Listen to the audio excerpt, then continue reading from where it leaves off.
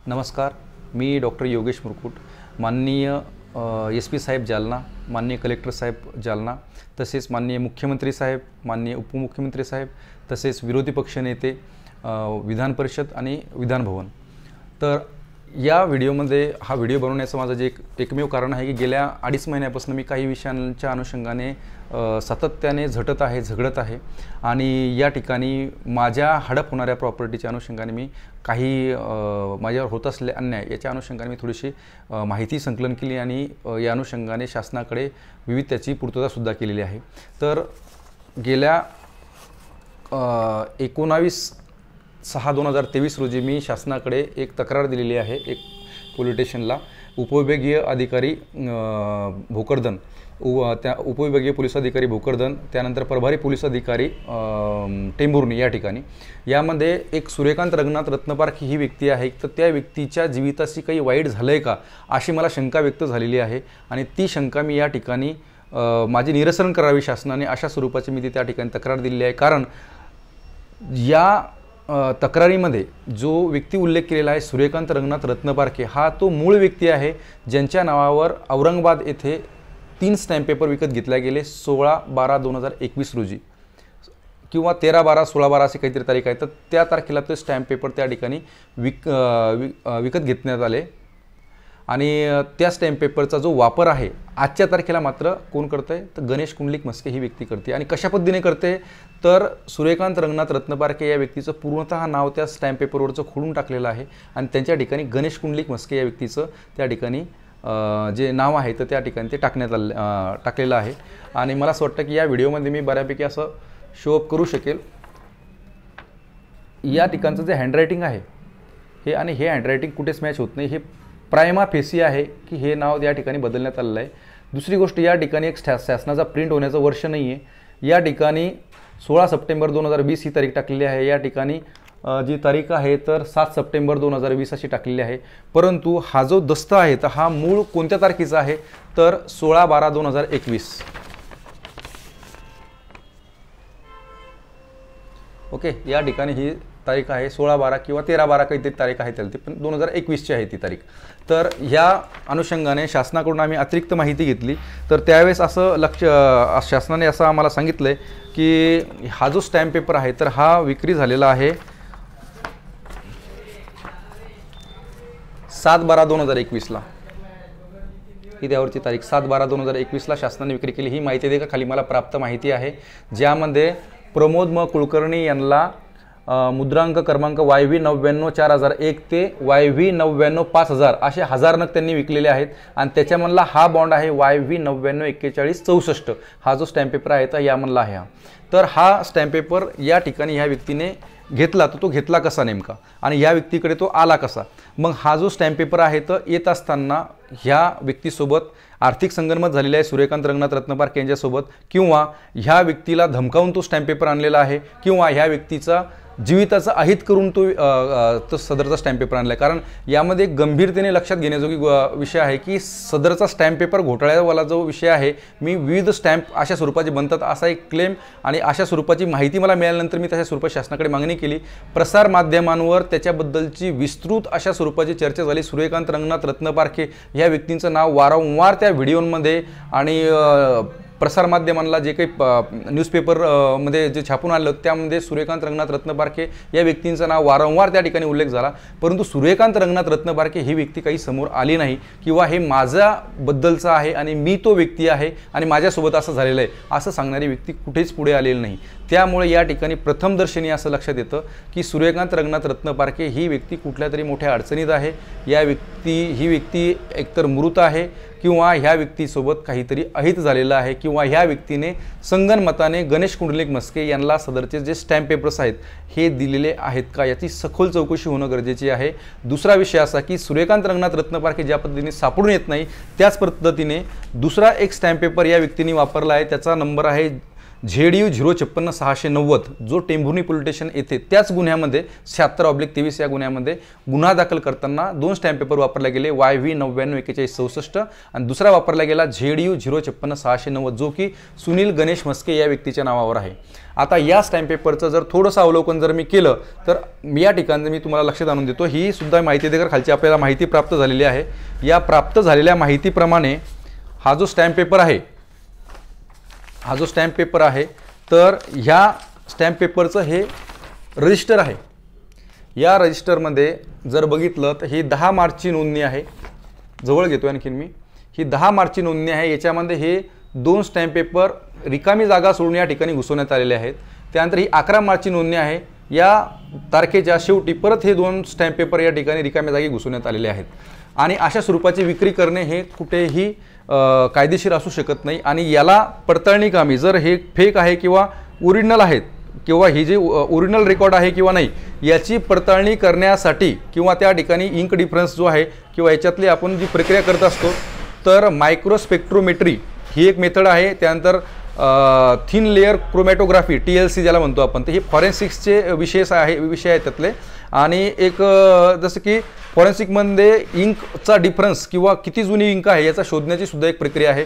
तर माझा हा क्लेम आहे आणि मला स्पष्ट पुराव्यासकट त्या रजिस्टर मी पाहून आलो की वरचे जे अक्षर आहेत, वरचे जे रायटिंग आहे त्यामध्ये आणि खालच्या रायटिंगमध्ये हा खूप मोठा रायटिंगच्या इंकमध्ये हा खूप मोठा डिफरन्स आहे आणि तो मला त्या ठिकाणी आढळून आला आणि अशा स्वरूपाचं असणं हे फ्रॉडुलंट डॉक्युमेंट्स तयार करणे किंवा फेक अँड फ्रॉडुलंट डॉक्युमेंट्स ज्याला म्हणतो आपण, जे की इंडियन एव्हिडन्स ॲक्ट प्रमाणे हे बनावट पुराव्यामध्ये येतात, तर हे त्या ठिकाणी घडलेलं आहे। दुसरा विषय असा की हा जो स्टॅम्प पेपर मी आपल्याला या ठिकाणी दाखवला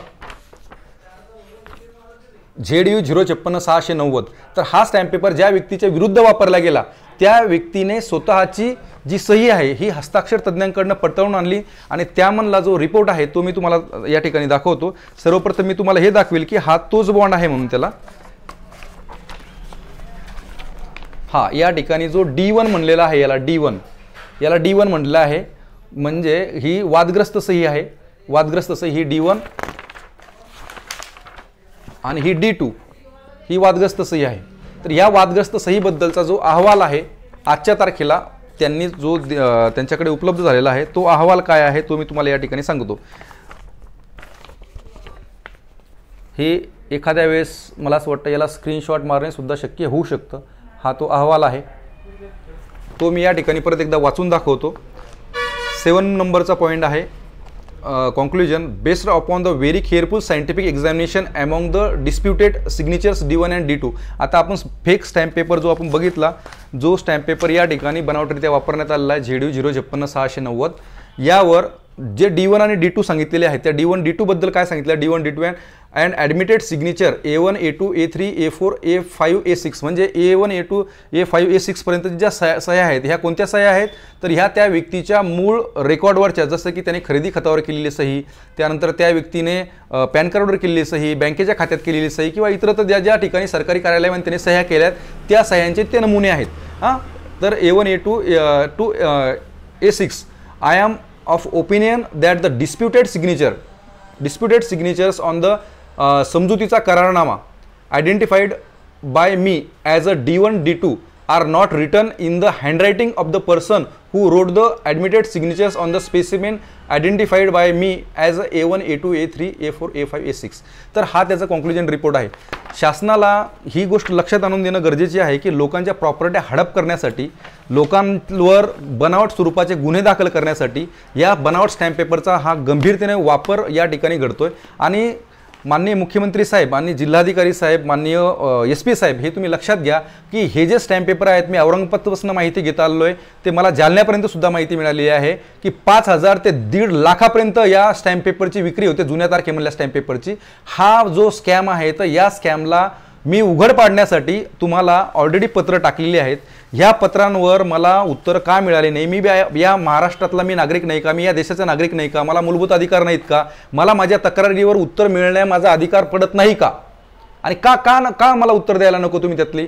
मला या ठिकाणचं तुम्ही उत्तर द्यायला पाहिजे होतं। माझी अनुषंगाने त्या ठिकाणी जर बनावट जर होत असेल, मी या ठिकाणी ऑलरेडी माझी तक्रारी आहे त्याचा हा ईमेल पोच आहे तुम्हाला की त्या ठिकाणी मी तुम्हाला हे सर्व दिलेलं आहे, या स्वरूपातलं काय काय घडलं, कसं कसं घडलं आणि याच्या अनुषंगाने कसं खोटं आहे सर्व, ही सर्व माहिती दिलेली आहे. तर या ठिकाणी दुसरा एक महत्त्वाचा विषय आपल्याला हायलाईट करणं गरजेचं आहे, तो मी या ठिकाणी परत तुम्हाला सांगतो की तो असा आहे की सूर्यकांत रंगनाथ रत्नपारखे ज्या प्रकारे अद्याप तो आढळून येत नाही, जो की गणेश कुंडलिक म्हस्के या व्यक्तीशी संबंधित आहे.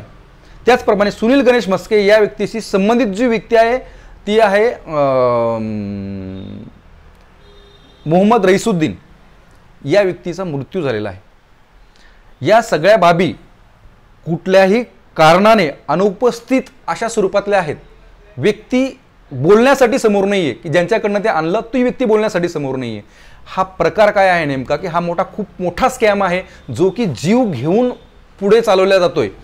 तर हा गंभीरतेने घेण्याजोगा विषय आहे. कुणाचीही घर बर्बाद करणे किंवा एखाद्याचं मालमत्ता जी आहे ती हिसकावून घेणे, बनावट दस्तऐवज तयार करणे, त्याच्या अनुषंगाने ताबा दाखवणे, ह्या सगळ्या गोष्टी ज्या काही आहेत, किंवा एखादा आता या मित्रांच्या केसमध्ये एक सावकारकीचं प्रकरण दाखवलं. अहो, या व्यक्तींकडे जमिनीच नाही आहे, ते सावकारकी कुठून करणार ते व्यक्ती. आणि दुसरा विषय, चला ठीक आहे, तुमच्याकडे पुरावे असेल, तुम्ही कायदेशीर कारवाई करा ना, काही अडचण नाही. परंतु बनावट स्टॅम्प पेपर तुमच्या लक्षात आले, तुमच्या अधिकाऱ्यांच्या लक्षात आले, API बालाजी वैद्य, DYSP इंदरसिंग बोहोरे यांच्या लक्षात आलं. यांनी काही राजकारणी आहेत स्थानिक, त्या राजकारण्यांची मदत घेतली. त्या राजकारण्यांची खुन्नस त्या ठिकाणी पूर्तता करून घ्यायची होती, जे की एक जुन्या प्रकरणाशी संबंधित आहे. तो प्रकरण मी कधीतरी वेगळ्या व्हिडिओमध्ये सांगेल, किंवा तुम्हाला जर लक्षात आलं असेल, मी ऑलरेडी मेल टाकले आहे सगळ्यांनाच, जर तुम्हाला लक्षात आलं असेल तर तुम्ही त्याच्यावर कारवाई करावी असं मी अपेक्षित धरेल.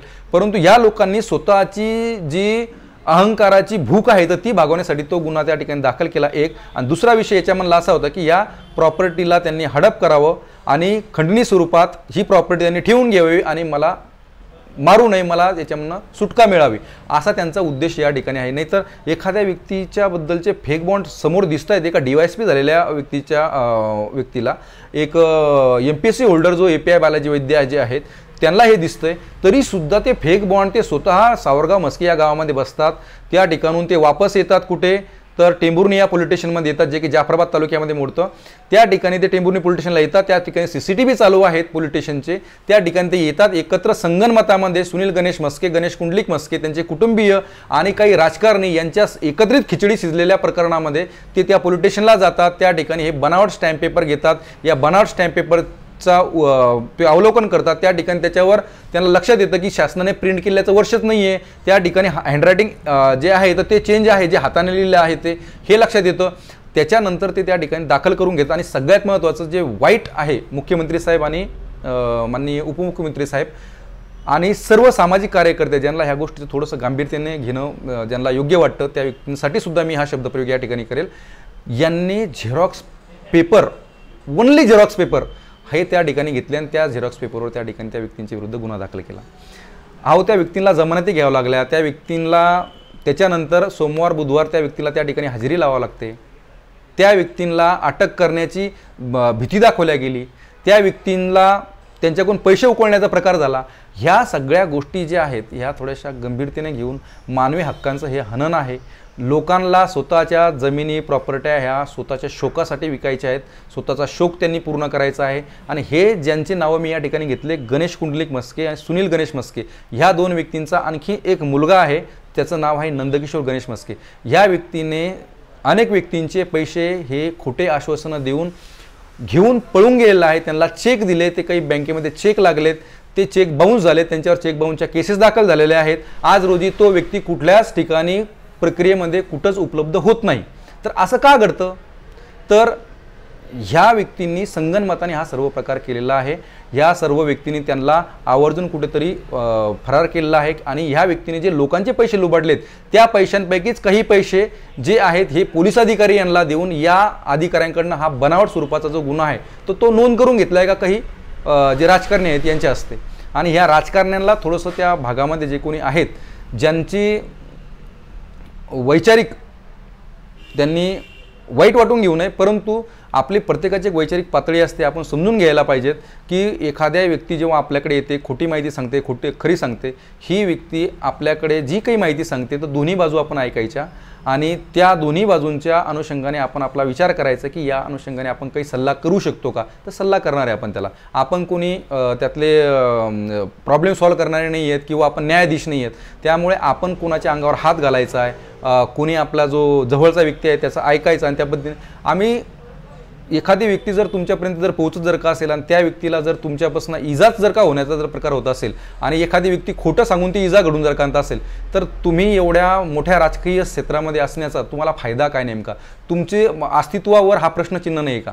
आणि मी नक्कीच या ठिकाणी सांगेल की यापुढे अशा स्वरूपाचे कुणाहीबद्दल वाईट करत असताना, कुणाहीबद्दल कुठलाही विचार करत असताना आपण याचा आपल्या सत्तेचा आणि आपल्या पक्षाचा विचार करायचा की त्यांचं सुद्धा नाव या ठिकाणी खराब होतं.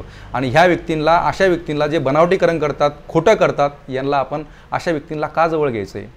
मला या गोष्टीची नाराजी नाही आहे की माझ्यासोबत काही वाईट घडलं, परंतु या गोष्टीची मात्र नाराजी आहे की एका घटनात्मक पदावर असलेल्या व्यक्तीने काहीतरी वाईट घडून आणण्यासाठी कुठल्या तरी बनावट जे काही काम करणारे व्यक्ती त्यांची त्या ठिकाणी ऐकलं, ते डोक्यात घेतलं आणि त्याप्रमाणे ते वागले.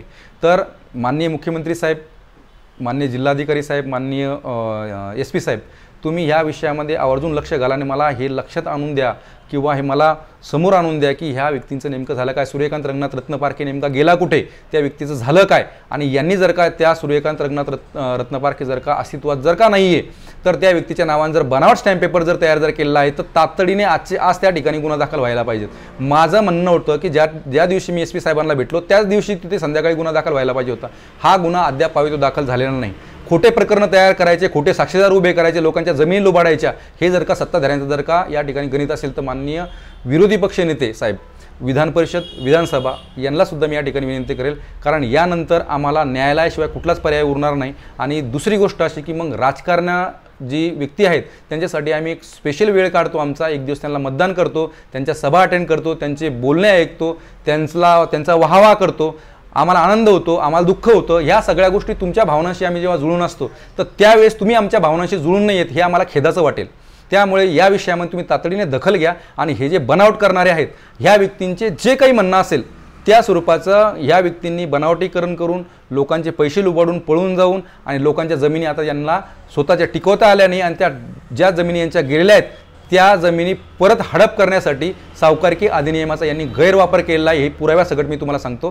पुरावे मी माझ्या हाती आहेत, पोलीस स्टेशनला जमा आहेत आणि पोलीस स्टेशनला हे माहिती आहे की ही कंप्लेंट फेक आहे म्हणून. तरी माननीय सर्वांना माझी विनंती आहे की कृपया याच्यामध्ये लक्ष घाला आणि हे जे व्यक्ती आहे सूर्यकांत रंगनाथ रत्नपारखे आणि मोहम्मद रईसुद्दीन या व्यक्तींसोबत नेमकं झालं काय, मृत्यूचं कारण कसं घडलं आणि सूर्यकांत रंगनाथ रत्नपारखे ही व्यक्ती नेमकी गेली कुठे, ही माझी जी तक्रार आहे 19/6/2023 रोजीची, या तक्रारीच्या अनुषंगाने तातडीची कारवाई या ठिकाणी चौकशी इनिशिएट करावी. संबंधित सर्व व्यक्तींची याच्यामध्ये जबाबदारी नोंद करावेत आणि ज्या ठिकाणी हा गुन्हा घडलेला आहे, ज्या स्वरूपाचा घडला आहे त्या ठिकाणी तातडीने गुन्हा नोंद करावा. ही शासनाची फसवणूक आहे, यासोबतच जनतेची सुद्धा फसवणूक आहे माझी, ती मी लक्षात आणून दिलेली आहे. परंतु शासनाची फसवणूक आहे की या ठिकाणी बोगस स्टॅम्प पेपर वापरलेत, तर ही जबाबदारी शासनाची सुद्धा आहे. त्यामुळे आपण माझा शेवटचा पर्याय जो की न्यायालय आहे तो मला उरू देऊ नये, कारण अशानंतर मी कर्ज काढून माझे जे शेत घेतलेलं होतं हे शेत बळकवण्यासाठीचा हा कट यांनी केलेला आहे. यांचा कुठलाच संबंध नाही आहे. त्या ठिकाणी यांचं शेत आहे हे भासवण्यासाठी हे बनावट स्टॅम्प पेपर तयार केले. याच्यात मी पुराव्यासकट ही माहिती दिली आणि ही माहिती ऑलरेडी पोलीस स्टेशनकडे उपलब्ध आहे. आजच्या तारखेला संबंधित पोलीस स्टेशनला संपर्क करून आपण ही सर्व माहिती जमा करू शकतात, माहिती घेऊ शकतात आणि ही अत्यंत महत्त्वाची असणार आहे. तरी सर्व जे न्यूजपेपर आहेत, इलेक्ट्रॉनिक मीडिया आहे, प्रिंट मीडिया आहे, ह्या सर्वांनी या गोष्टीला आवर्जून बघा. हा व्हिडिओ यासाठी आहे की जनतेला अशा स्वरूपात जर फसवणूक जर होत असेल तर कृपया आपण जे आधारस्तंभ आहे लोकशाहीचं ते म्हणून तुम्ही समोर यावं आणि न्याय मिळवून देण्यासाठीचा आपण एक प्रयत्न या ठिकाणी द्यावा, अशी मी आपल्याला सर्वांना विनंती करतो. धन्यवाद.